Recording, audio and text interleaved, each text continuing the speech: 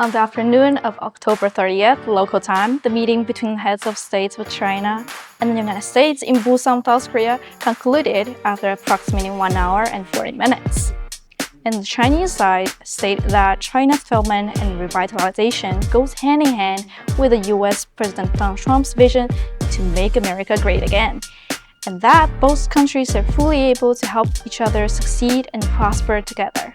Two should be partners and friends. This is what history has taught us and what reality needs. This meeting between the Chinese and US leaders is considered the most significant bilateral meeting during the APEC hosted by South Korea this year. And why has this diplomatic super week, which brings together leaders of multiple economies, garnered so much attention? Firstly, several new government leaders will attend the APEC for the first time. These include the host nation's President Lee Jae-myung of South Korea, Japan's newly appointed first female Prime Minister Sanae Takaichi, Vietnam's President Long Con.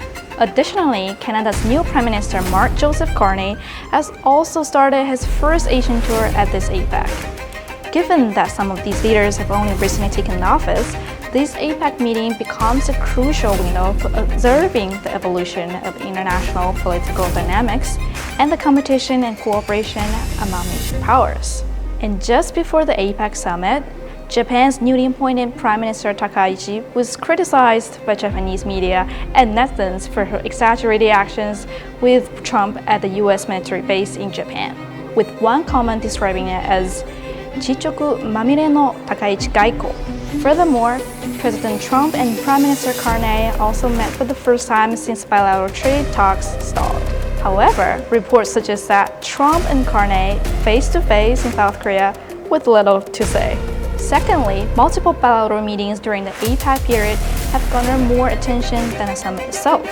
The meeting between the Chinese and US heads of state before the APEC summit attracted significant focus, especially considering that the fifth round of China-US trade talks have reached preliminary agreements on several key economic trade issues. The question now is whether further substantial outcomes will be achieved after the leaders' meeting. According to the latest news about outcomes of China-US economic trade talks, the US will cancel the 10% so-called fentanyl tariffs and suspend for an additional year the 24% reciprocal tariffs levied on Chinese goods. China will make corresponding adjustments to its countermeasures against the aforementioned US tariffs. In addition to a China-US meeting, President Xi Jinping of China visits South Korea for the first time in 11 years, marking the first meeting between the Chinese and South Korean heads of state since President Lee Jae-myung took office. In a prior interview, Lee said he hoped that both sides could strive to further promote bilateral cooperation and make tangible contributions to addressing issues involving people's livelihood and peace between both nations. Moreover, bilateral meetings between South Korea and the US and South Korea and Japan would intensify during the APEC period. Given the current global geopolitical tension and increase in trade protectionism, APEC, as the recognized main channel for economic cooperation in the Asia-Pacific region, will be under scrutiny for the signal it sends during this diplomatic super week. Additionally, China will host the APEC summit for the third time in 2026. As a key node in the Asia-Pacific supply chain, 2026 will also mark the start of China's 15th five-year plan. China's commitment to high-level openness aligns closely with APEC's vision of a sustainable tomorrow.